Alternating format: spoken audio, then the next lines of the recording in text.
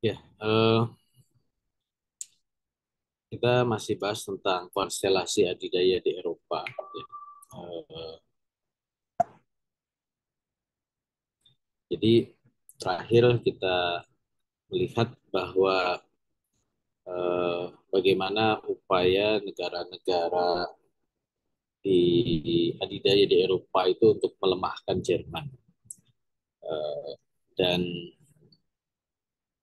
upaya untuk melemahkan Jerman ini konteksnya adalah bagaimana agar eh, apa yang dulu dilakukan Jerman pada saat Perang Dunia Satu dan Perang Dunia Dua yang dianggap sebagai apa namanya mengacaukan gitu ya, dengan menginisiasi perang dunia itu tidak terulang. Sehingga kemudian perlulah ditata eh, kekuatan yang ada di Eropa ini, terutama Jerman. Eh, Nanti ada beberapa negara lain yang kemudian terlihat persaingan negara-negara adidaya di Eropa itu seperti apa. Nah, berikutnya adalah eh, Jerman kita tahu kemudian dipecah menjadi dua negara, Jerman Barat dan Jerman Timur. Kemudian Jerman Barat itu dikuasai oleh negara-negara kapitalis ya, Amerika Serikat, Prancis, Inggris, sedangkan Jerman Timur menjadi negara komunis yang dikendalikan oleh Uni Soviet. Dan eh, awalnya persaingan di antara dua adidaya di masa Perang Dingin Amerika Serikat dengan Uni Soviet ini kelihatan berseteru. Gitu. Tapi pasca pertemuan antara Nikita Khrushchev dengan John F. Kennedy, situasinya menjadi berubah. Antara eh, Amerika Serikat dengan Uni Soviet untuk menata Eropa. Gitu. Nah ini yang kemudian diabadikan dalam pertemuan Berlin 1961. Walaupun kita tahu Kennedy ini kan kemudian dibunuh ya di tahun berikutnya. Tapi pertemuan antara John F. Kennedy dengan Nikita Khrushchev ini menjadi pertemuan yang sangat fenomenal pada saat itu, ketika memang dunia dikhawatirkan uh, persaingan atau amres antara Amerika Serikat dengan Uni Soviet yang bisa memicu Perang Dunia Ketiga gitu. Apalagi terjadi beberapa peristiwa yang terkait ya pasca Perang Dunia Kedua ini, pasca mulainya Perang Dingin, kemudian juga kekuatan kapitalis di Eropa ini diperkuat oleh Amerika dengan membentuk NATO, dibalas dengan eh, dibuatnya Fakta Warsawa gitu ya. Kemudian beberapa negara di Eropa diperkuat oleh Amerika Serikat dengan kekuatan nuklirnya, dan di sisi lain eh, Uni Soviet juga memperkuat posisinya ya dengan beberapa kebijakan-kebijakan. Nah, sampai tadi akhirnya kemudian di apa dikendalikan dalam tanda kutip dengan adanya pertemuan eh, Berlin ya di tahun 61. Nah, sehingga pertemuan Berlin ini menjadi uh, titik balik bagaimana kemudian stabilitas bisa terjadi di Eropa, tetapi kemudian uh, memang persaingan di antara kedua negara adidaya itu terus berlangsung, tidak otomatis berakhir. Gitu. Dan apa yang dipahami oleh Kennedy terhadap kekhawatiran Uni Soviet itu adalah kekhawatiran Eropa itu menjadi ancaman terhadap Uni Soviet. Gitu. Jadi ketika Amerika bisa mengendalikan atau memberikan semacam garansi ya bahwa Eropa itu uh, stabil, balance gitu ya, makanya muncul teori balance of power yang sudah sering kita bahas, maka tidak ada kekhawatiran dari Uni Soviet bahwa Eropa itu akan melakukan serangan ke Uni Soviet gitu. Eh, Disitulah kemudian konteks yang kemudian terjadi itu mendapatkan apa namanya, mendapatkan tempatnya gitu. Sehingga kenapa Berlin harus dipecah gitu ya. Dan bagaimana penataan Jerman Barat dan Jerman Timur. Kemudian ada pertemuan-pertemuan untuk menyelesaikan beberapa persaingan di antara Amerika Serikat dengan Uni Soviet. Gitu. Nah, sehingga kemudian eh, persoalan persaingan antara blok Barat dan blok Timur itu bisa diselesaikan. Eh, dan dunia tahu bahwa persaingan itu masih ada, tetapi persaingan itu dalam eh, kendali di kedua belah pihak. Walaupun masing-masing Amerika punya strategi untuk bisa melemahkan Uni Soviet di satu sisi, sehingga kemudian akhirnya Uni Soviet runtuh di tahun 91, dan Uni Soviet juga berusaha untuk memperkuat posisinya di level dunia, walaupun memang eh, dia tidak berhasil bisa mengalahkan kapitalisme Barat. Nah, alasan kekhawatiran Rusia untuk terhadap ancaman Eropa itu tentu ini juga yang difahami oleh Kennedy sebagai suatu kekhawatiran yang punya landasan histori gitu ya. Eh, Ya sudah pernah juga kita singgung bagaimana Rusia itu pernah diserang oleh Prancis pada masa Napoleon ya. Eh, itu menjadi juga khawatir bahwa menguatnya Eropa itu menjadi ancaman buat Rusia.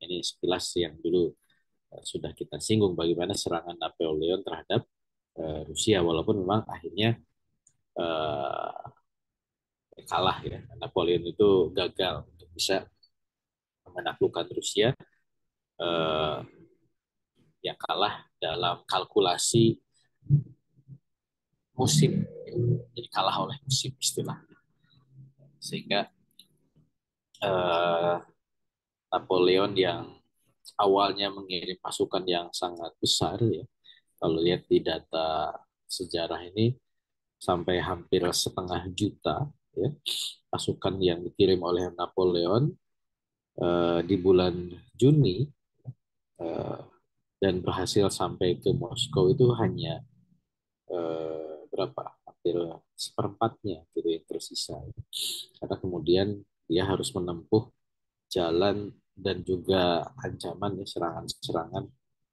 dari Rusia yang sifatnya apa, sporadis gitu ya. Sehingga kemudian akhirnya ya walaupun sampai ke Moskow, akhirnya dia harus kembali karena memang kekuatan itu tidak cukup. Dan sisa pasukan yang kembali itu hanya tinggal 28 ribu. Luar biasa ya. Makanya ini eh, salah satu penting dalam ilmu perang itu adalah bagaimana kemampuan strategi militer. Jadi tidak cukup mengandalkan punya pasukan yang banyak, punya senjata atau arsenal yang hebat, tapi juga mengkalkulasi iklim, kemudian geografi, ya, masalah topografi gitu, rute, apalagi ya dulu nggak ada Gmap ya. Dan sekarang ada Gmap pun itu bisa di ya namanya tentara perang banyak tipu muslihat, mengandalkan tanda-tanda alam ya, untuk bisa uh, menggerahkan pasukan yang cukup besar. Ini luar biasa memang peristiwa serangan Napoleon ke Rusia. Tapi ancaman Eropa dalam hal ini Prancis, Napoleon itu membekas gitu, bahwa memang Rusia itu mendapatkan ancaman dari peta rute pasukan. Nah, ini kurang lebih gambaran penurunan jumlah pasukan. Yang merah itu ketika berangkat ke Rusia dari 400 ribu terus berkurang ya, tinggal 100 ribu, ini harus balik lagi yang warnanya abu-abu itu, sampai tinggal sedikit banyak pasukan-pasukan yang mati di tengah jalan, ada yang desersi dan lain sebagainya. itu hanya dalam waktu 6 bulan. Dan lagi-lagi kalau kita lihat di bawahnya ada derajat. Ini memang masalah suhu. Ketika berangkat itu di bulan Oktober, suhu iklimnya 32 derajat, dia sampai ke Rusia pas musim dingin dengan suhu ini Fahrenheit ya, eh, minus 40 derajat Fahrenheit, kurang lebih sekitar berapa, 3 atau minus 5 derajat ya. Untuk dalam kehidupan di alam terbuka itu suatu hal yang menyulitkan bagi pasukan. Gitu. Seperti itu. Oke. Nah, yang kedua juga yang menjadi eh, latar belakang historis kekhawatiran eh, Rusia terhadap Eropa itu adalah juga ketika Perang Dunia Kedua. Jadi Perang Dunia Kedua itu Hitler ketika berkuasa Jerman itu juga menjadikan Rusia itu sasaran serangan. Nah, kalau kita lihat bahwa serangan atau serbuan dari Hitler ini sampai juga walaupun tidak sampai ke Moskow ya, itu sampai ke Ukraina. Kita lihat di peta ini gitu. Uh, jadi Ukraina itu menjadi daerah sasaran antara menuju ke ke Rusia. Dan kita tahu Ukraina itu adalah salah satu lokasi yang strategis bagi Rusia. Kenapa? Itu adalah bagaimana dia bisa mengakses ke Laut Hitam. Mungkin kalau yang pernah menyimak apa yang dulu saya sampaikan, ada salah satu strategi dari Uni Soviet itu adalah hot water policy, ya, kebijakan air hangat. Jadi kemampuan untuk akses pelabuhan yang tidak pernah beku ketika musim dingin. Karena perairan yang apa yang ada di Rusia itu adalah perairan yang yang di sebelah utara ya, daerah Baltik, daerah Arktik gitu ya, itu adalah ketika musim dingin karena dekat dengan kutub utara itu beku gitu. Satu-satunya akses Rusia ke pelabuhan yang tidak beku itu ya ke Black Sea, ke Laut Hitam. Melalui Black Sea, Rusia bisa masuk ke Laut Tengah dan bisa supply komoditasnya ke dunia luar. Dan menuju Black Sea ini maka wilayah wilayah di sebelah selatan Moskow itu menjadi wilayah yang penting. Gitu. Termasuk yang terkini bagaimana kemudian Rusia uh, menganeksasi Ukraina gitu ya. Karena memang ketika Ukraina itu diancam atau dikuasai oleh pihak-pihak yang mengancam keberadaan Rusia, tentu ini menjadi harga mati. Dan Hitler tahu betul bahwa memang Ukraina ini wilayah yang penting. Gitu. Makanya kemudian dalam upaya serangan dia ke timur itu ya, setelah berhasil menguasai Polandia, kemudian masuk ke wilayah-wilayah Eropa Timur, Cekoslowakia, Hungaria, Rumania, sasaran terjauhnya adalah menguasai Ukraina. Dan ini tentu menjadi apa namanya, menjadi sejarah ya bagi Rusia bahwa memang pernah mendapatkan ancaman dari Hitler semacam dari Jerman ya di masa lalu. Uh, nah ini peta lain ya bagaimana Jerman itu juga pada saat Perang Dunia Kedua dia mengancam ya, negara-negara sekitar, negara-negara yang berwarna merah muda itu menjadi negara yang sudah dia kontrol ya. eh, Prancis ya, makanya muncul Vichy Prancis ya, itu yang negara boneka yang dibentuk oleh Hitler di Prancis. Kemudian Hungaria, Yugoslavia, ya, Rumania, Bulgaria itu menjadi juga. Tinggal yang tersisa kan negara-negara yang berwarna hijau kan, Inggris karena memang itu harus melewati lautan, nah tinggal daerah timur gitu. Makanya pada saat Perang Dunia Kedua itu hampir seluruh Eropa itu sudah dikuasai oleh Jerman. Kecuali negara-negara yang menyatakan netral kan, Spanyol, Portugis, kemudian Swiss ya, dia menyatakan netral. Peperangan itu antara yang merah dengan yang hijau. Gitu. Nah ini yang terjadi pada saat Perang Dunia. Artinya bahwa sejarah masa lalu ini juga menjadi eh, menjadi catatan bagi Rusia bahwa memang Eropa itu menjadi ancaman buat Rusia. Gitu. Nah ini peta lain ya, bagaimana kemudian Jerman itu sudah masuk ke, uh, ke Rusia, walaupun memang tadi ya, ya sudah hampir masuk ke perbatasan Moskow.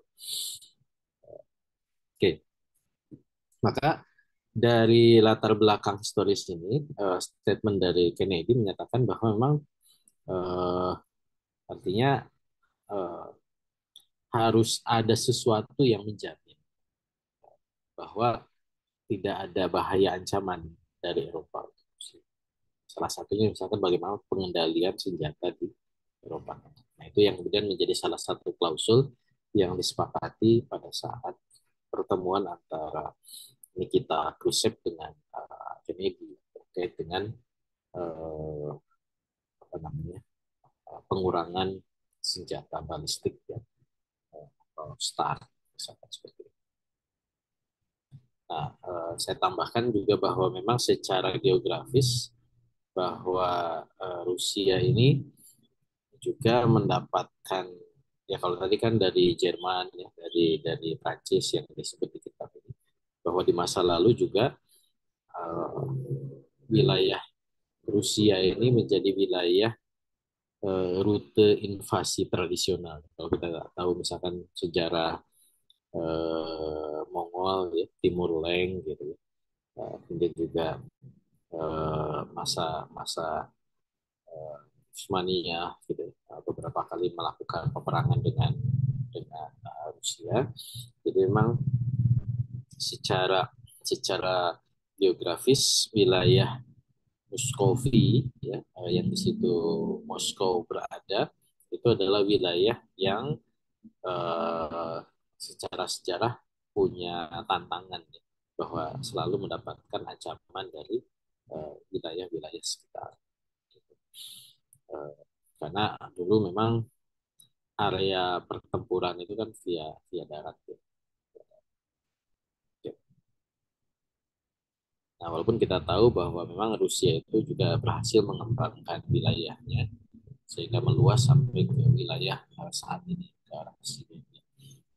Sehingga Rusia menjadi negara yang paling besar di dunia. Bahkan ini tidak masuk ke peta. Sampai juga ke wilayah Alaska yang dulu dia kuasai. Walaupun memang wilayah yang dibahas ini kan wilayah kosong ya, wilayah yang secara jumlah penduduk itu sedikit dan kekuatannya lemah sehingga mudah dikuasai oleh pasukan-pasukan Rusia yang lebih berpengalaman. Baik, jadi apa yang dikatakan oleh Kennedy ini sangat jelas menunjukkan bahwa eh, pandangan Uni Soviet dan juga Amerika Serikat ini terhadap Eropa itu sejalan. Ini pada masa Perang Dingin ya.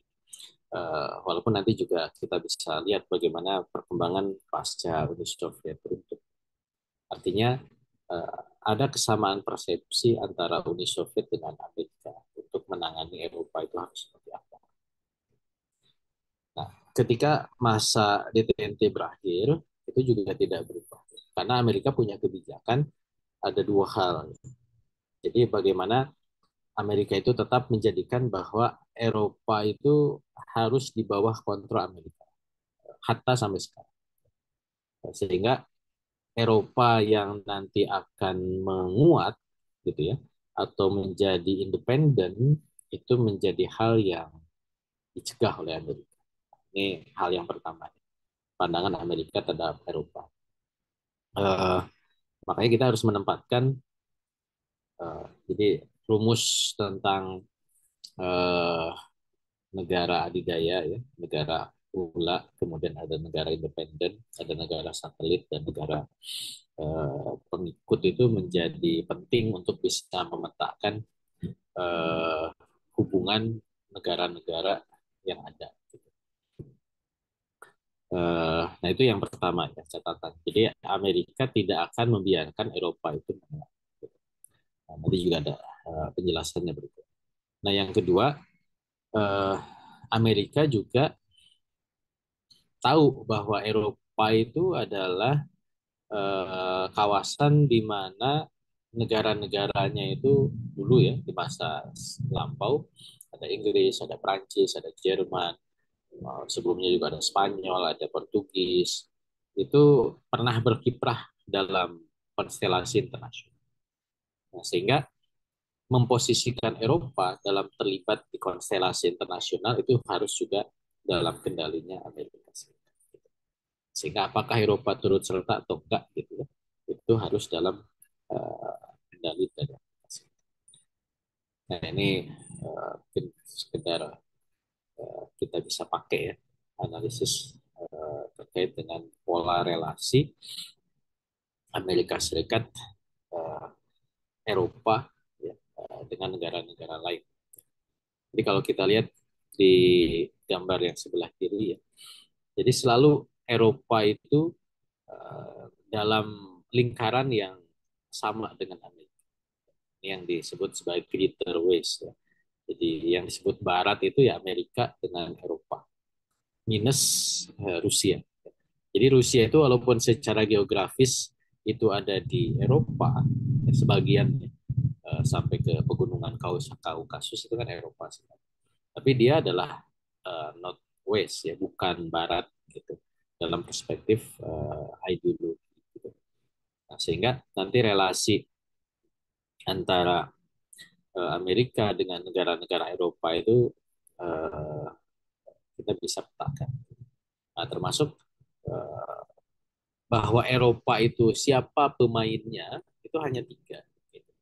Ada Inggris, Prancis, dan Jerman. Ini bukan dari kitab ya. Ini analisis yang dikaji dalam hubungan internasional. Ya. Jadi memang faktual ini luar biasa ya saya ya dan apa gitu bahwa ketika merumuskan kitab ini memang sesuai dengan faktanya bahwa memang kalau bicara Eropa ya mana negara penting ya hanya tiga ini Inggris, Prancis, dan Jerman. Kita udah bahas Jerman, kita sedang bahas Rusia ya. Nanti juga bagaimana posisi Prancis dan Inggris.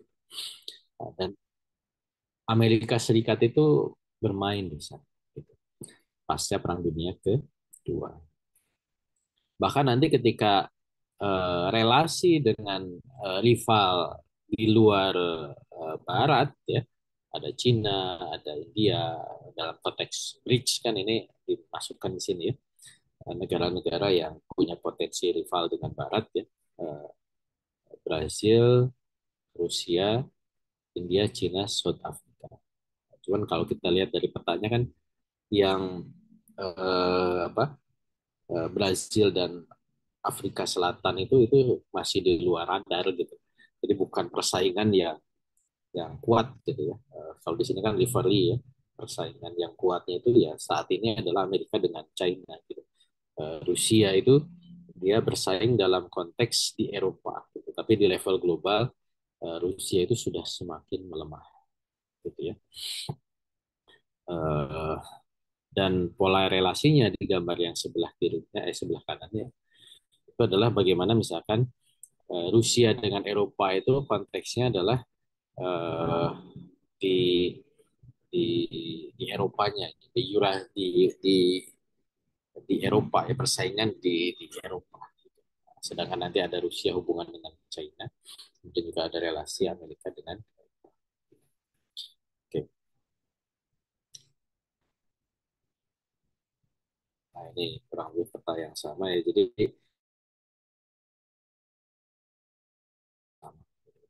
nah, sehingga dari situ juga kita bisa memetakan bahwa pandangan Amerika ya, terhadap Eropa itu seperti apa.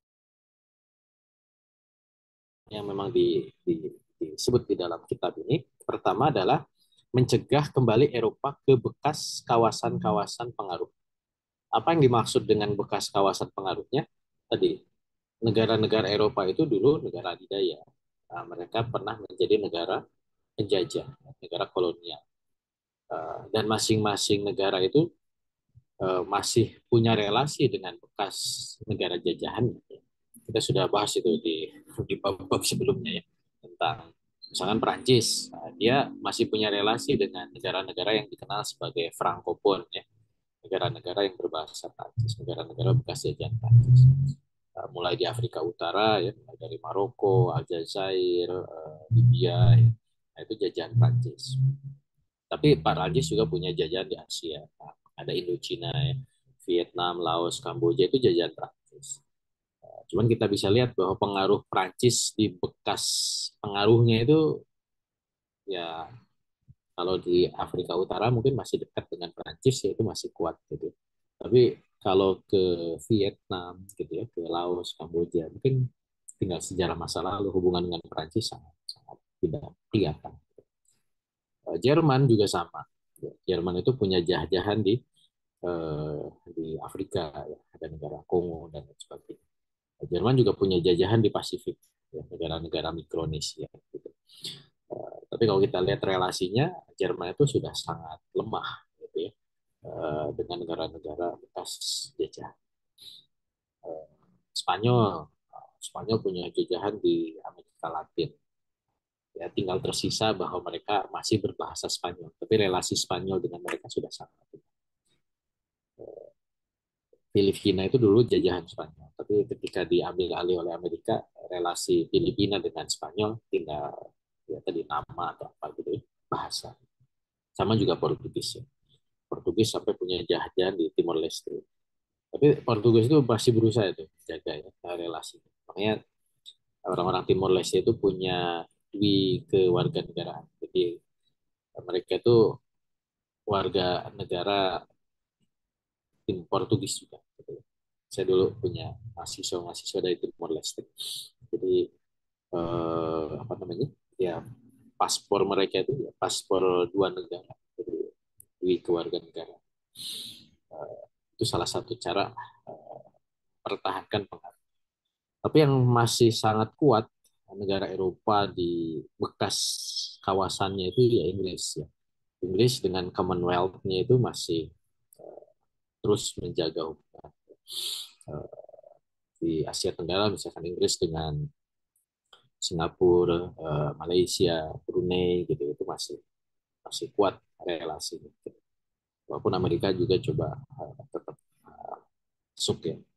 Bahkan Brunei itu kan punya penerbangan khusus ya, penerbangan langsung dari Brunei ke London gitu. Jakarta aja nggak ada. Brunei bisa langsung ke London.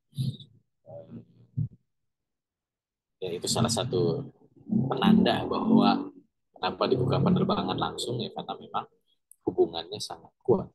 Banyak interaksi, banyak orang yang bepergian di antara kedua negara tersebut.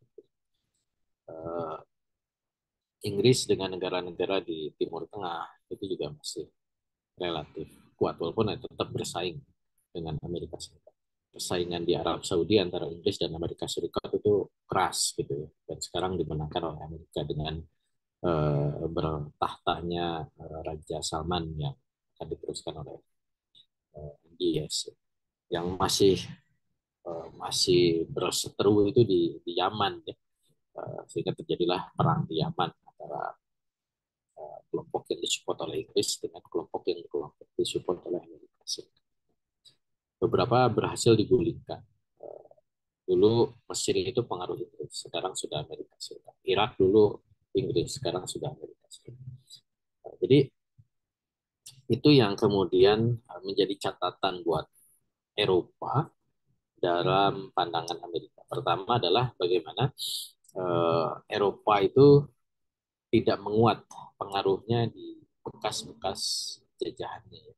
Nah, ini yang terus Amerika coba, nah, termasuk di dalamnya itu adalah di Asia Tenggara dan Turki.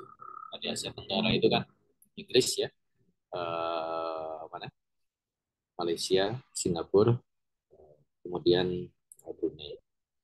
Kalau Prancis, Indochina. Indonesia, Belanda. Indonesia Belanda itu ya tinggal historis. Sudah ya ada lah mungkin pengaruh, tapi tidak relasinya tidak sekuat. Bahkan dulu kita masih zaman Orde Baru ya, masih punya IGGI gitu ya, lembaga bantuan yang Belanda itu dia mengkamuflase pengaruh ke Indonesia dengan menjadi koordinator pencari bantuan untuk Indonesia. Kurang lebih begitulah bahasa simpel. Nah, itu akhirnya kemudian dibubarkan juga gitu dalam rangka menghilangkan pengaruh Belanda di Indonesia. Uh, Negara lain ya tadi ada Timor Leste dengan Spanyol, apa dengan Portugis, ada Filipina dengan Spanyol itu sudah. Nah yang ketiga uh, dan ini sangat sangat kentara ya bagaimana kemudian Eropa itu dalam kendali Amerika di bawah NATO gitu. Makanya dulu pertanyaan besar pasca runtuhnya Uni Soviet dan bubarnya Pakta Warsawa ya, Pakta Militer Eropa Timur, kok NATO nggak bubar gitu. Kan jadi pertanyaan besar. Bahkan NATO itu melakukan perluasan gitu. Bahkan yang memicu perang Ukraina itu kan gara-gara Ukraina itu dia apply proposal ya untuk menjadi anggota NATO dan juga anggota Uni Eropa. Gitu. Uh, nah ini yang sangat nyata gitu kita bisa lihat bahwa memang NATO itu dipertahankan oleh Amerika Serikat uh, untuk mengendalikan Eropa. Sehingga fakta militer khusus Eropa ya, itu dicegah oleh Amerika. Udah ada NATO ngapain gitu. Walaupun mereka bilang ya kan dulu NATO dalam kerangka uh, apa menahan ancaman ideologi komunis gitu. Sekarang udah nggak ada, Uni Sovietnya bubar, ya udah kamu pergi gitu. Bilangnya gitu kan. Amerika Serikat nggak usah ikutan, udah kami ngurus kami saja. Eropa diurus oleh Eropa saja. Amerika kan nggak mau. Bahkan penempatan pasukan ya di apa di negara-negara Eropa, pasukan Amerika itu masih tetap di. Nah, sehingga ketika terjadi berbagai konflik pun ya, ini mungkin data relatif yang baru, konflik di Libya, Syria, Irak, ya, di Ukraina, termasuk juga di Kaukasus, Afghanistan, ya perspektif persaingan antara Amerika Serikat ya dengan Rusia itu walaupun memang sudah tidak terlalu kuat, tapi bagaimana Amerika itu uh, bersama bersama Eropa gitu ya, itu berusaha mengendalikan dunia itu juga terjadi. Oke. Ini beberapa skema aja yang mungkin bisa membantu.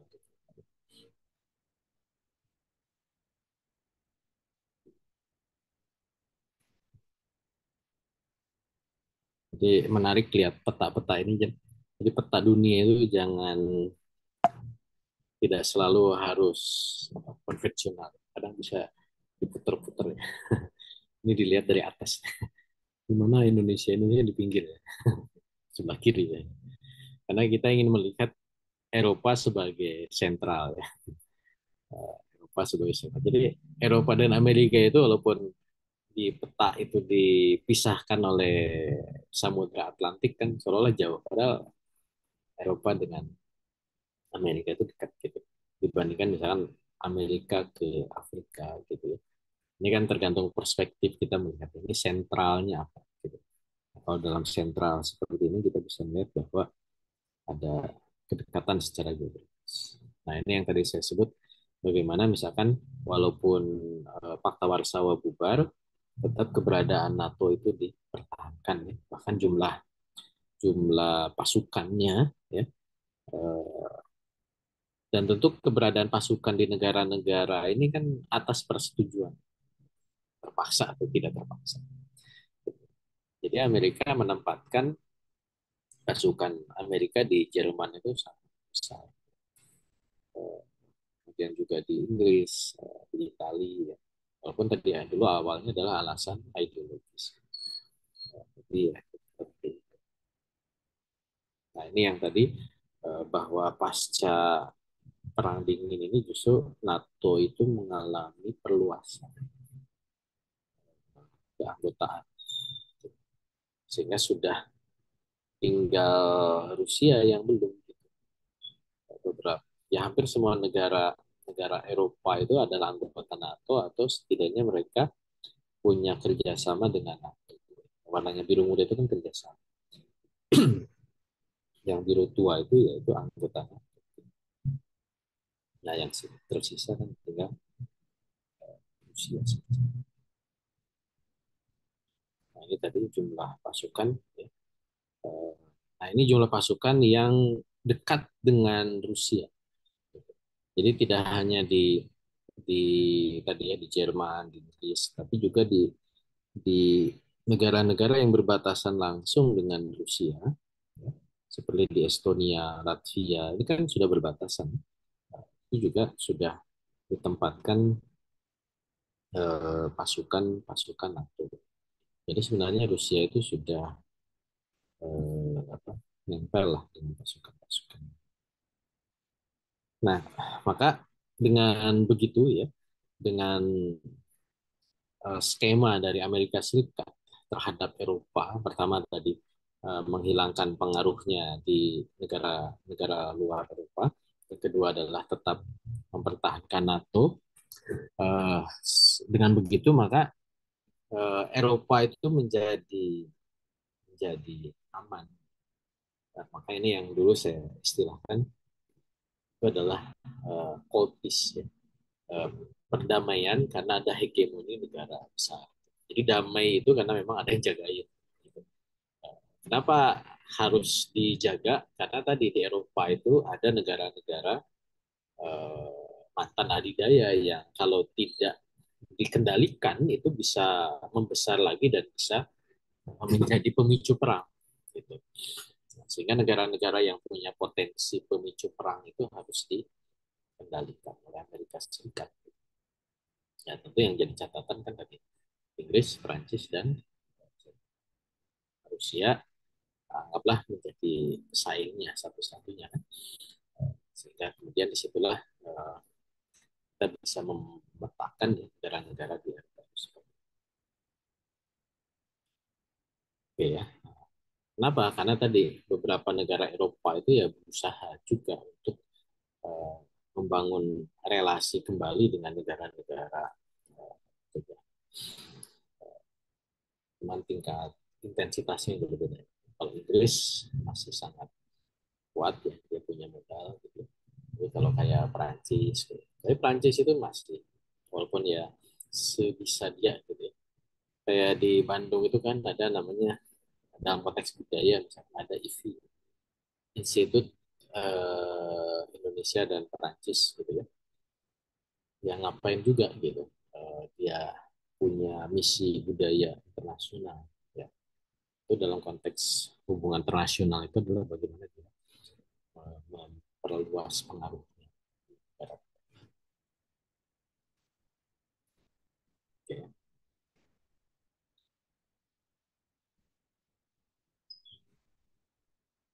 Nah, maka juga relasi antara Prancis, Jerman ya, dengan Rusia itu juga dikendalikan.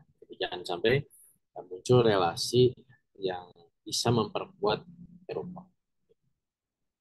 Eh, karena kalau misalkan Prancis dan Jerman ini bersatu, gitu ya, setidaknya bahkan kalau dengan Inggris ya, cuma Inggris kan sudah keluar ya dari Uni Eropa. Itu juga bisa menjadi ancaman kalau Eropa ini Uni Eropa ini menguat.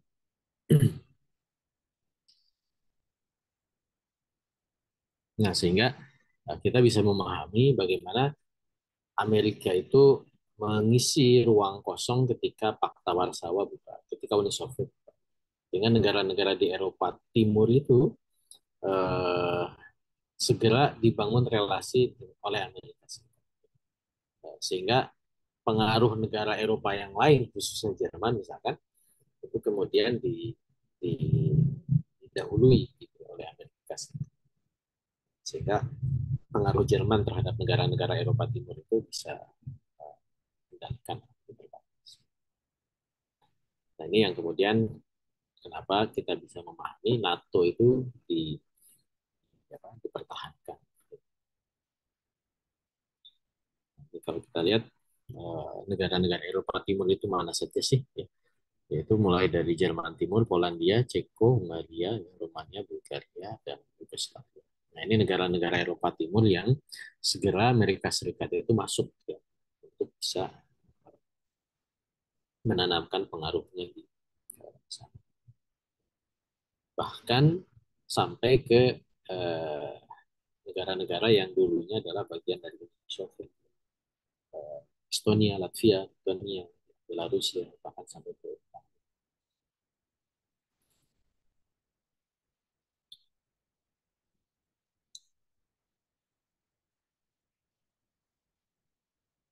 Jadi kita bisa lihat bahwa memang Amerika Serikat ini melalui NATO ya, dia terus mensupport negara, terutama dalam konteks ya, terakhir misalkan terkait dengan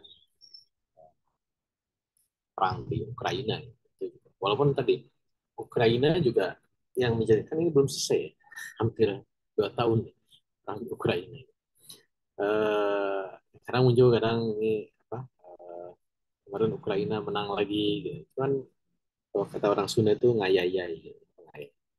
Eh, Ya bertele-tele gitu. Ini mau perang nggak sih gitu.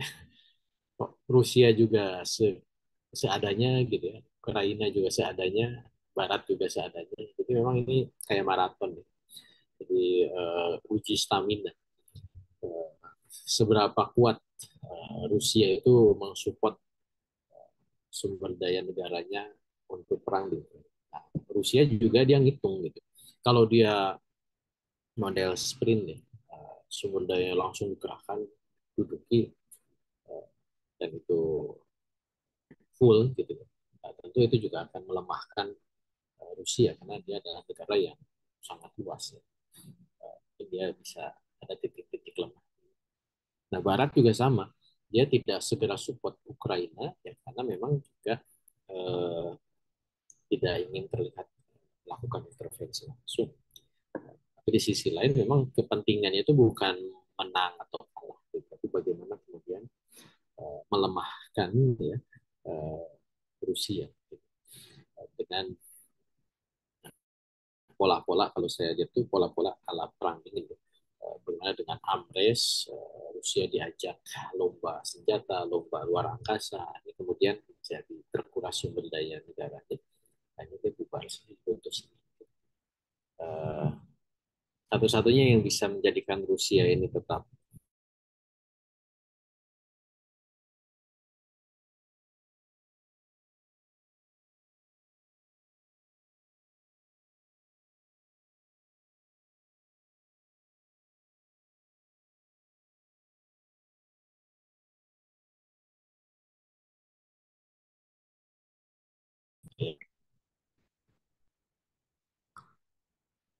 baik. Nah, ini peta lain ya kalau dikaitkan dengan beberapa konflik yang ada gitu ya. Lagi-lagi bahwa memang di Eropa ini aktor utamanya adalah Inggris, Prancis, dan Jerman. Bahwa ada negara-negara semacam Polandia, ya, ya, Yunani, Siprus ini adalah negara-negara yang memang terlibat dalam konflik. Dan tentu Rusia, dia juga bukan berarti tidak khawatir. Rusia itu tetap khawatir terhadap perluasan Uni Eropa ke timur, ya. Nah, cuman uh, ya ini yang juga menurut saya penting. Kenapa kita bisa memahami ke Ukraina itu tidak disupport? Karena memang bisa jadi ada jaminan ya bahwa memang tidak tidak akan menjadi ancaman langsung. Ya. Kalaupun misalkan jadi ancaman itu pakai tangan ya, pakai pakai apa istilahnya itu, pakai bonekanya, pakai proksinya semacam itu. Nah, ini yang kemudian juga dipahami oleh Rusia terhadap kekhawatiran ekspansi ke Eropa Timur. Karena memang negara-negara di Eropa Timur itu sudah di, ya dalam tanda kutip ya. Ini eh, ini ini ya, peta imajinatif ya. Karena tahun 2034 itu ada kekhawatiran Eropa itu melakukan invasi terhadap Rusia di 10 tahun yang akan datang. Nah, cuman kita kita lihat saja ya, 10 tahun yang akan datang apakah betul peta ini terbukti bahwa akan ada invasi dari Eropa terhadap Rusia. Kalau bayangan saya sih enggak, karena memang Rusia itu jadi gini, kembali lagi ke rumus dasarnya bahwa ketika Barat itu menghegemoni, maka dia akan meminimalisir situasi-situasi yang mengganggu stabilitas global. Ya. Rusia uh, perang besar-besaran itu mengganggu stabilitas global dan itu akan mengancam hidup. Makanya kemudian selama status quo ini menguntungkan Barat itu yang akan dilihat sambil cari cara gimana untuk melemah. Yang lebih begitu. Nah, sehingga Rusia juga berusaha untuk terus berkoordinasi ya dengan negara-negara Uni Eropa agar tetap bisa punya peran di level dunia. Ya. Walaupun tentu peran Rusia di level dunia itu tidak sekuat ya, pada masa perang dingin. Seperti itu.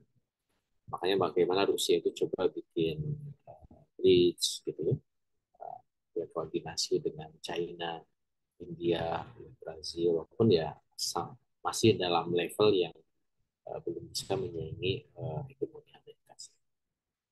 Mungkin itu dulu sebagai uh, lanjutan dari ini masih ada nanti bagaimana memetakan Perancis dan follow-up.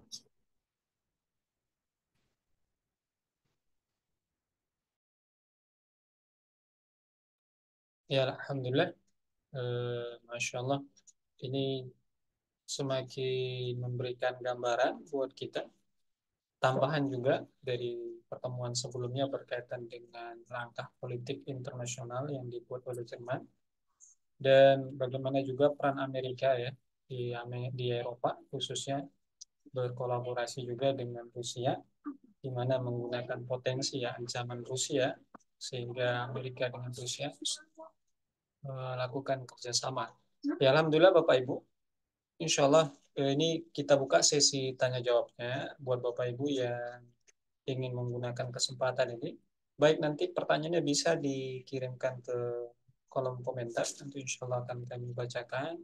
Atau mau melakukan interaktif langsung ya, bertanya langsung dengan beliau, bisa langsung mengajukan pertanyaannya to the point terkait dengan diskusi kita ya malam ini.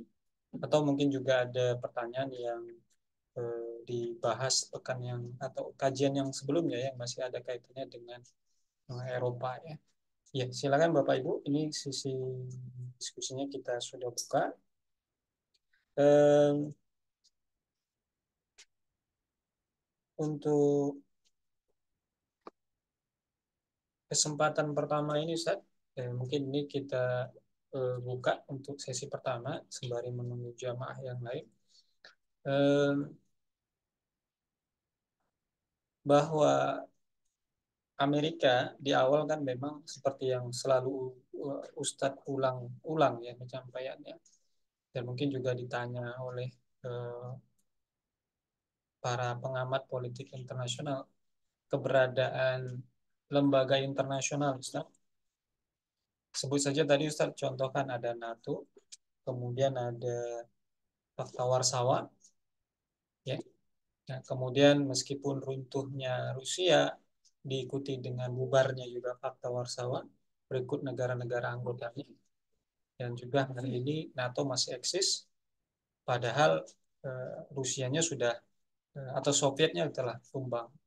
Nah, yang ingin kami tanyakan Ustadz, seberapa besar pengaruh lembaga internasional semacam NATO ini yang kemudian awalnya itu dibentuk perserikatan istilahnya beberapa negara Eropa, lantas semacam diambil alih ya mungkin ya bisa dibilang begitu, sama Amerika masuk untuk mengambil eh, lembaga ini.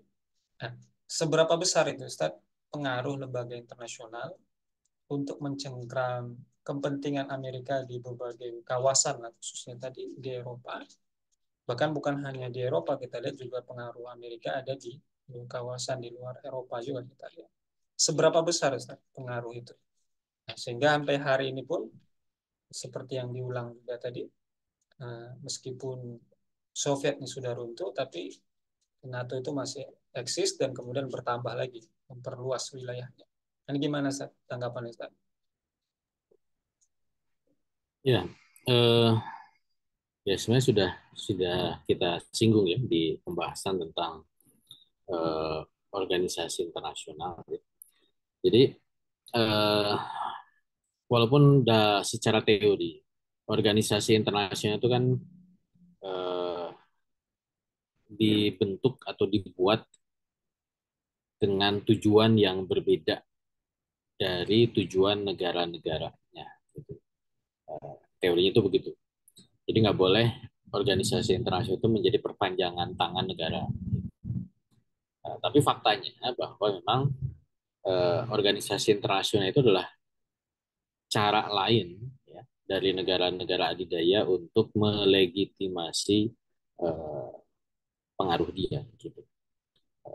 Ya, silih tangan gitu ya. Jadi pakai pakai organisasi gitu.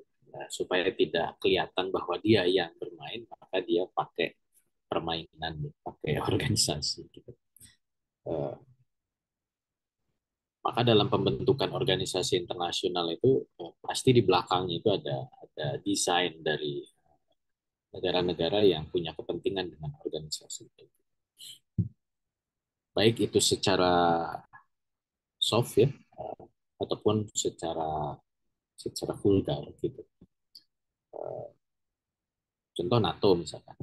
NATO itu walaupun namanya adalah perjanjian negara-negara Atlantik Utara ya, North Atlantic Treaty Organization, organisasi perjanjian dari organisasi negara-negara utara. Eh, Ya di belakang itu kan ada inisiatornya. Walaupun tidak selalu inisiator itu adalah negara member. Eh, karena ada juga organisasi-organisasi internasional itu dibentuk oleh atau didesain oleh negara-negara di luar member. Gitu. Contoh misalkan ASEAN. ASEAN itu nggak ada Amerika Serikat anggotanya kan, karena itu adalah Association of Southeast Asian Nation, organisasinya negara-negara di Asia Tenggara.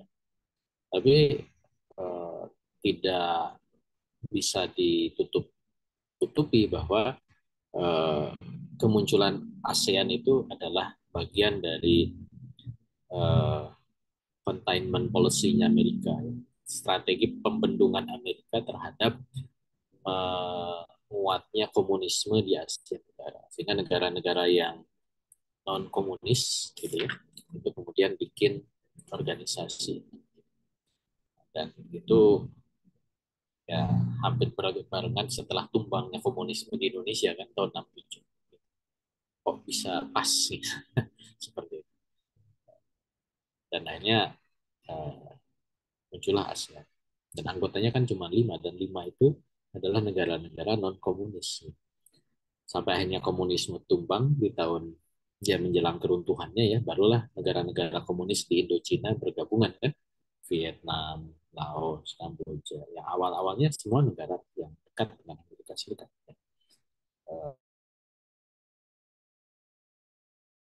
Malaysia, Filipina, kemudian Singapura, plus masuk Brunei. Jadi begitu. Termasuk juga misalkan PBB. ya tidak lepas dari bagaimana Amerika menata negara-negara di dunia pasca Perang Dunia Pertama agar berada di bawah kendali. Dari mana kita bisa tahu itu?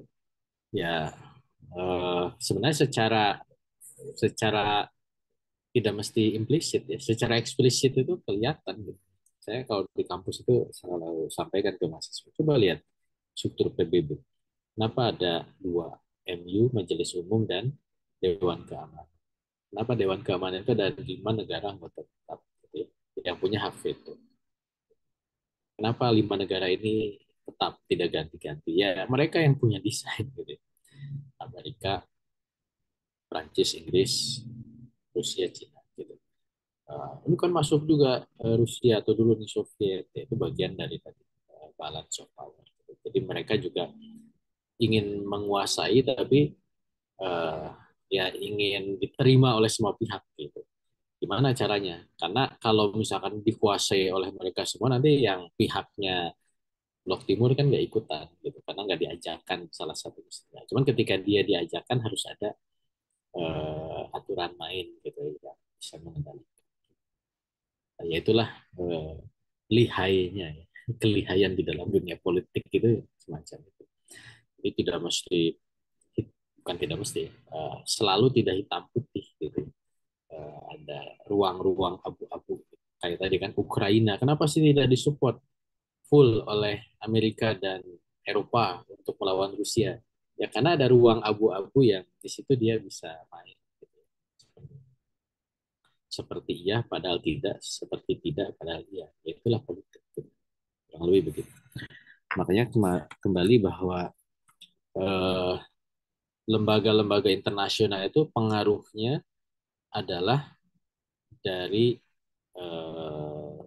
seberapa berpengaruh organisasi internasional, ya tentu bergantung kepada siapa yang ada di balik organisasi internasional. Dan yang berpengaruh itu adalah negara adidaya. Jadi memang teori yang dibangun oleh Syekh Taqiyuddin Anabani ya, di dalam kitab ini adalah simple, bahwa konstelasi di dunia ini apapun nanti bentuknya ya, organisasi internasional, hukum internasional, relasi antar negara itu adalah dari leveling negara itu. Negara adidaya, negara independen, negara pengikut, dan negara satelit. Gitu. Nah, siapa yang mengendalikan ya negara adidaya? Dan apa yang terjadi di dunia ini adalah persaingan antar negara adidaya. Jadi teorinya itu begitu.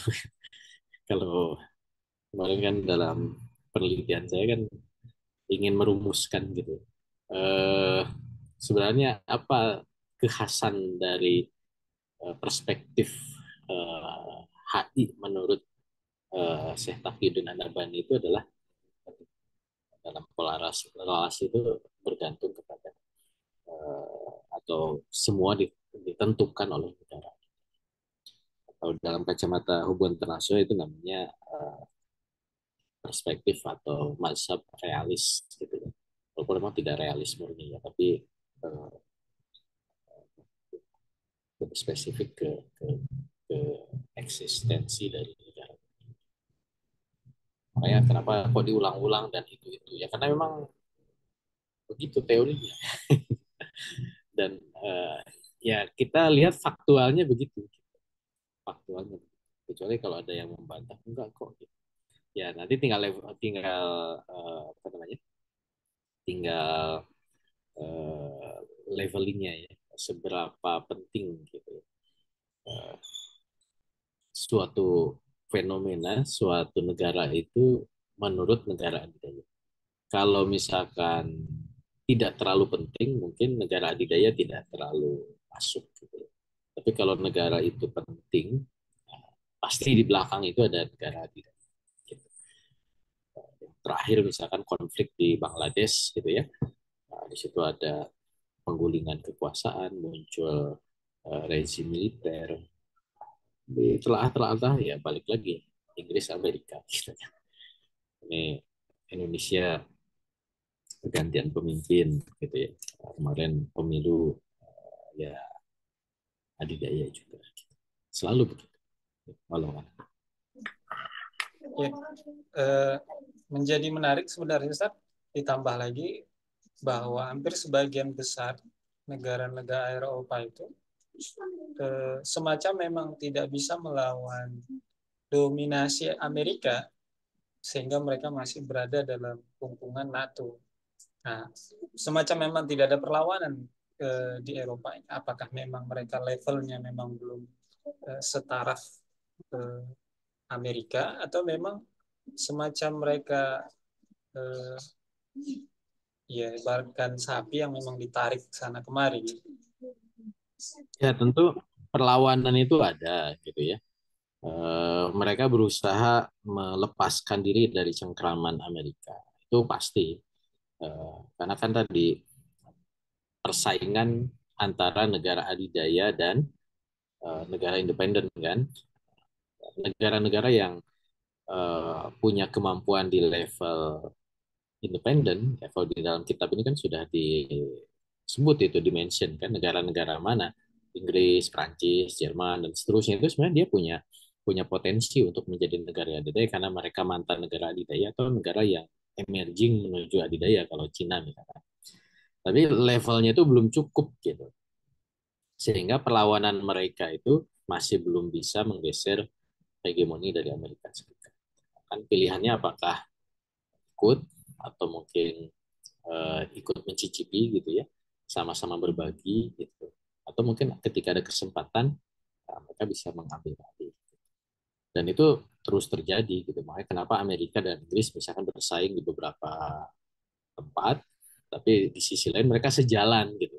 Sejalan itu karena mungkin Inggris nggak ada pilihan untuk berseberangan karena posisinya lemah di situ. Udah dia ikut Amerika gitu. Tapi ketika dia punya kemampuan untuk melakukan perlawanan seperti di Yaman misalkan atau sekarang di Bangladesh misalkan, ya dia coba memainkan peranan. Nah, cuman kan semua itu nanti kembali ke kapabilitas negara ya. Makanya dulu saya juga jelaskan tentang negara itu kekuatan negara itu atau kapabilitas negara itu ukurannya apa sih? Yang pertama ukuran ideologi kan. Gitu. Kalau ideologinya sama, ya tentu tidak ada alasan kuat untuk bisa bersaing kan. Inggris dengan Amerika apa alasan ideologinya kan nggak ada, sama-sama kapitalis. Dulu Uni Soviet masih punya alasan ideologis gitu. Nah, Cina ini bukan alasan ideologis gitu, walaupun mungkin ideologinya komunis, karena komunis tidak dipandang sebagai ideologi global gitu ya, tapi dia ideologi lokal gitu ya, komunis untuk menjaga stabilitas negara, bukan komunis untuk disebarluaskan gitu. Nah, baru nanti turunan berikutnya adalah kekuatan militer, nanti ke ekonomi, ke potensi penduduk dan seterusnya dan seterusnya gitu. Jadi memang ada ukuran kapabilitas dan ketika masih jomplang, masih jauh ya, antara Amerika dengan urutan keduanya Cina itu jauh 1 banding 5 ya tentu sangat hegemonik gitu ya. Eh, Persaingannya itu tidak bisa seperti zaman perang dingin gitu, bisa vis a vis berhadapan langsung. Itu juga dulu kan karena kekuatan ideologi saja Uni Soviet itu bisa bisa bersaing secara vis gitu ya, saling berhadapan. Tapi ketika alasan ideologisnya hilang kan ngapain kan gitu ya, seperti itu. Ya, walau Ya, eh, ini sudah ada yang peserta kita yang mau bertanya nih, Ustaz. Silakan Ibu. Oke, jazakumullah khair. Assalamualaikum warahmatullahi wabarakatuh. Izin bertanya, Ustadz.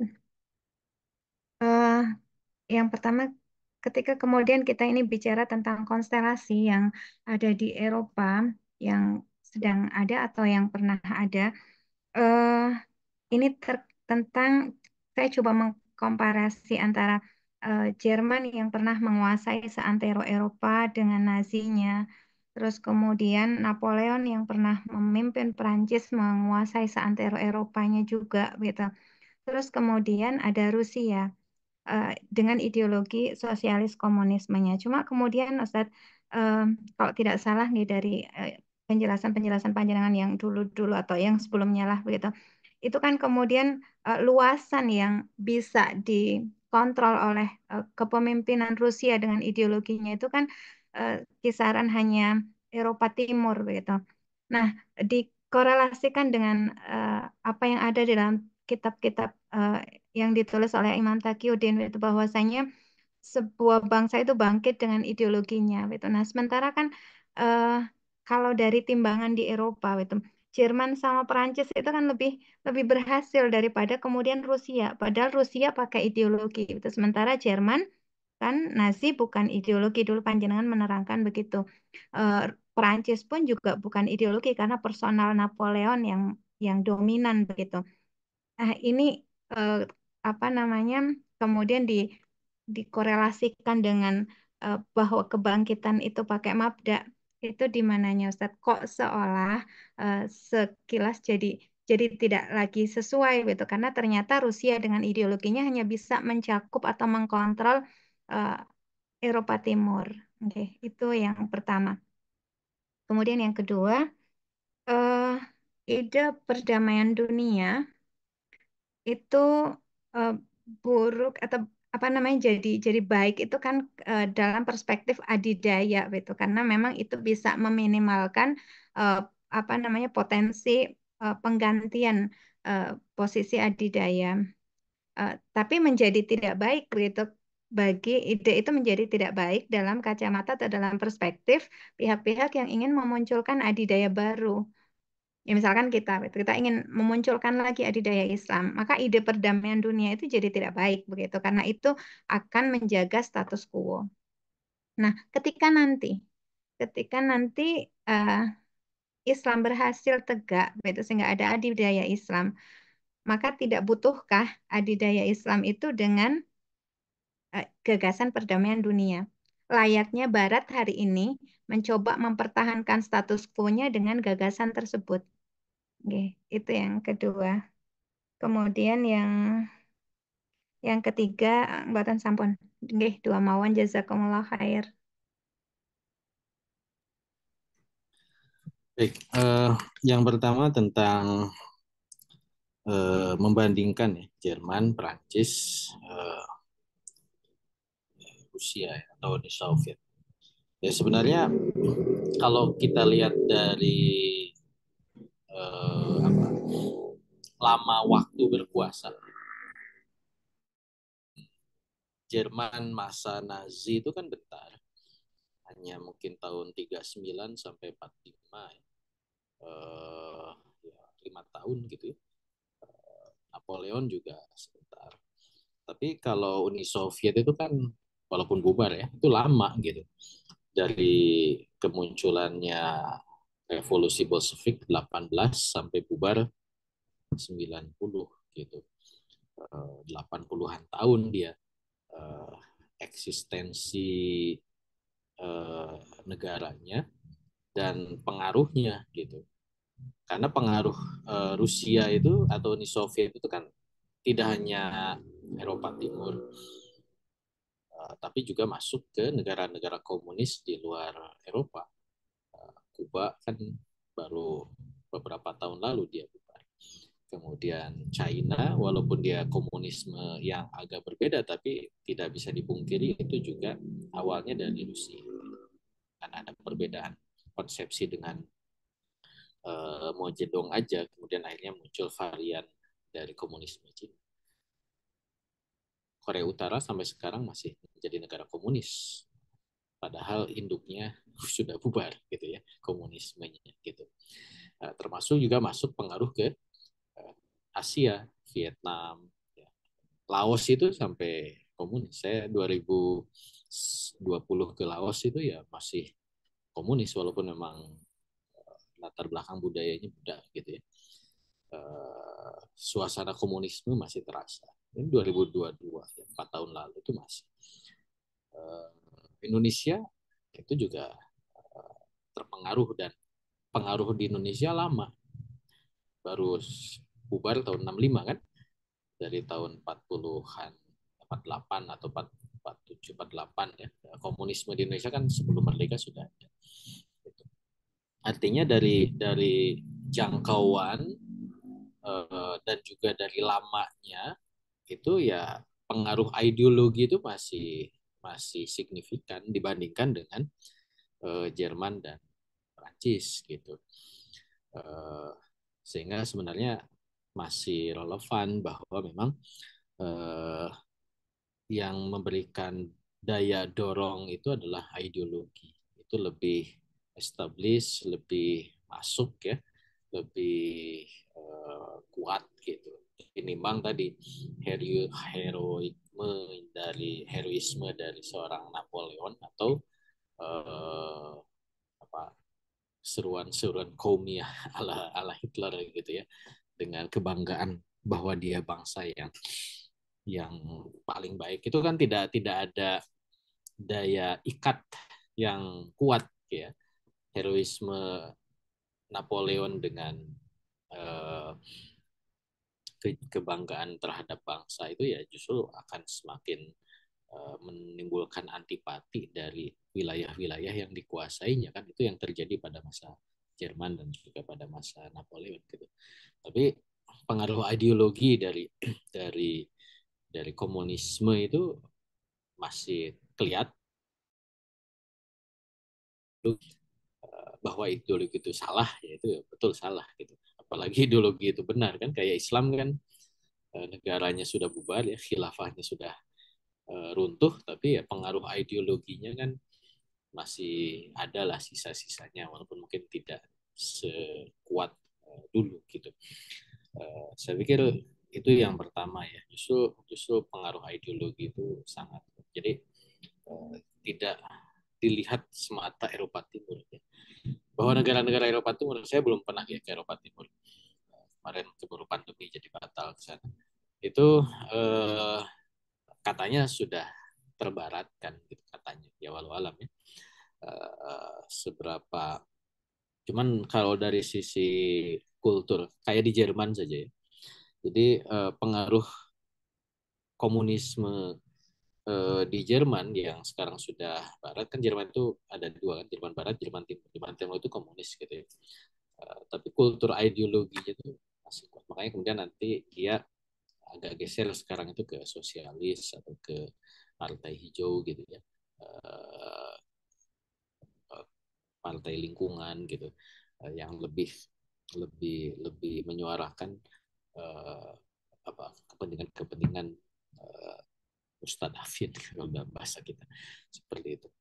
Nah itu yang pertama ya. Dari fakta yang ada menunjukkan keberpengaruhan ideologi itu uh, sangat kuat ya, seperti itu dibandingkan dengan tadi. Kemudian yang kedua tentang gagasan world peace ya, perdamaian dunia. Kan sebenarnya yang problematik itu di di ininya, di asas. Sebenarnya perdamaian dunia itu dalam perspektif apa gitu. Kan yang dikritik itu adalah eh, ya perdamaian dunia itu hanya sebagai slogan gitu. Karena damai itu tidak selalu baik gitu ya. Dan damai itu tidak selalu buruk gitu. Damai dalam kondisi apa gitu ya. Kalau dalam perspektif Islam ya tentu bukan bukan berarti perang itu buruk. Itu kan di Al-Qur'an kan jelas ya. Kita menyangka bahwa berperang itu buruk, bahwa padahal itu baik bagi, atau sebaliknya kita menyangka bahwa perang itu baik, itu adalah buruk. Kan persepsi manusia. Ya, semuanya harus dikembalikan kepada Allah Subhanahu wa taala, menilai baik dan buruk gitu. Sehingga gagasan bahwa damai, apalagi perdamaian abadi, seolah-olah baik gitu. Ya, me, apa namanya, membandingkan dengan perang. Jadi damai itu kan disandingkan dengan perang. Gitu. Uh, Kalau dalam teori hubungan internasional ada namanya and war and peace ya. Itu dulu ada mata kuliah sendiri tuh, war and peace. Uh, Ketika damai pengen perang, ketika perang pengen damai gitu ya. Dan itu selalu bergantian. Bahkan itu menjadi tonggak kemunculan hukum internasional itu dari buku yang ditulis oleh Grotius ya, Hugo de Groot, yang judulnya adalah Perang dan Damai gitu ya. Karena dia menceritakan situasi dunia bahwa tadi manusia itu ya kalau pandangan filosofisnya kan baik gitu. Padahal ya itu juga perlu dikritisi gitu. Sehingga muncullah jadi pertarungan antara sifat baik, sifat buruk, perang dan damai itu terus terjadi. Sehingga seolah-olah damai itu menjadi titik akhir yang baik. Gitu. Sedangkan perang itu sesuatu yang harus dihindari, sesuatu hal yang buruk. Nah ini yang menurut saya harus juga diluruskan gitu. Dalam pandangan Islam. Apakah ketika khilafah tegak, ya, Islam menguasai dunia itu tidak akan terjadi perang? Ya berarti kan kita mempersepsikan perang itu apa, baik atau buruk. Gitu. Kalau dalam pandangan Islam ya perang itu bisa baik, bisa buruk, gitu. Tergantung kan. Kalau kita diperintahkan untuk jihad ofensif, gitu, memulai perang, ya kan? Dalam piagam PBB memulai perang itu agresi itu adalah buruk, gitu. Orang yang memerintahkan agresi itu disebut sebagai penjahat kemanusiaan, gitu. Harus diadili di ICC, gitu. Itu salah satu kejahatan perang, itu salah satunya adalah kejahatan agresi, memulai perang, gitu. Karena dianggap buruk. Padahal Islam memerintahkan untuk jihad ofensif, gitu. Kirimi dakwah, nolak, gitu ya. Ditawari untuk tunduk, nolak, ya perang, gitu kan. Berarti mempersepsikan perang itu tidak selalu buruk. Nah, cuman perang itu untuk apa? Kalau dalam Islam kan perang itu untuk menghilangkan hambatan-hambatan fisik sehingga dakwah itu bisa masuk. Ketika dakwah masuk ya perang dihentikan. Ketika hambatan fisik itu masuk apa bisa dihilangkan ya selesai perang. Tapi bukan berarti tidak akan terjadi perang lagi ya, kita akan terus melakukan tindakan-tindakan yang jadi tidak ada perdamaian abadi gitu dalam perspektif tadi ya. Justru Islam itu akan terus menggelorakan perang. Bahkan bagi seorang Muslim mati ketika perang itu jalan kebaikan, mati syahid itu kebaikan dan tidak ada shortcut ya. Jalan cepat masuk surga itu ya syahid. Gitu. Nah ini yang kemudian dalam perspektif terorisme kan dianggap sebagai glorifying violence ya, mengglorifying, memuliakan, mengeluh-elukan, menganggap baik kekerasan. Memang ya itu violence gitu. Dan kita memuliakan violence. Jihad itu violence yang berpahala dan seterusnya. Itu sesuai dengan kaidah fikihnya. Kalau dia salah dalam jihad juga masuk neraka juga. Jadi kurang lebih begitu ya. Karena justru kenapa perdamaian dunia dalam perspektif Barat itu tuh menjadi kamuflase gitu ya. Mereka kan kemarin perang dunia 1, perang dunia 2, perang buruk ya, banyak yang mati, kekejaman, kekerasan macam-macam gitu.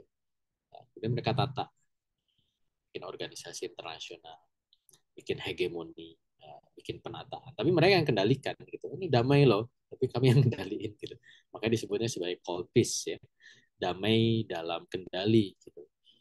Itu juga secara teori diakui semestinya peace itu ini dalam perspektif Barat ya. Peace yang benar itu perdamaian yang disepakati bersama gitu. Nah, cuman masalahnya kan bisakah negara-negara di dunia ini bersepakat tentang perdamaian? Ya tentu nggak bisa. Kenapa? Karena mereka punya landasan filosofis, punya ideologi, punya standarisasi benar salah baik buruk berbeda-beda. Sehingga itu menjadi perdamaian yang semu. Gitu. Sama kayak misalkan dialog antar agama ya. Kan seolah-olah ini baik gitu, saling berdialog. Ya, cuman mereka semu aja. Kenapa? Karena mereka tidak mau mengungkapkan kebenaran kan. Jadi Tuhan yang benar itu yang satu apa yang tiga? Coba diajak dialog, ya pasti ribut gitu ya. Karena kamu tuh masuk surga itu masuk neraka, kan nggak mungkin dua-duanya masuk surga atau dua-duanya masuk neraka. Kenapa eh, jadi damai ya? Karena nggak mau mengungkap itu, nggak mau mengungkap kebenaran, jadilah damai. Itu perdamaian yang semu kan gitu. Semestinya ya kebenaran diungkap. Ya kalau kebenaran diungkap pasti ada pro kontra, ada benar salah gitu. Pasti ribut gitu ya. Harus ya ribut, ya ujung-ujung ribut itu kan perang gitu. Seperti itu. Nah, jadi justru itu kesepakatan dalam perdamaian itu suatu hal yang semu, mustahil gitu. Itu sama dengan konsep demokrasi. Demokrasi itu ya cara ala-ala aja gitu, itu mustahil gitu. Bisa menyepakati semua pikiran, semua pendapat. Ya benar salah itu harus ditampung. Gitu.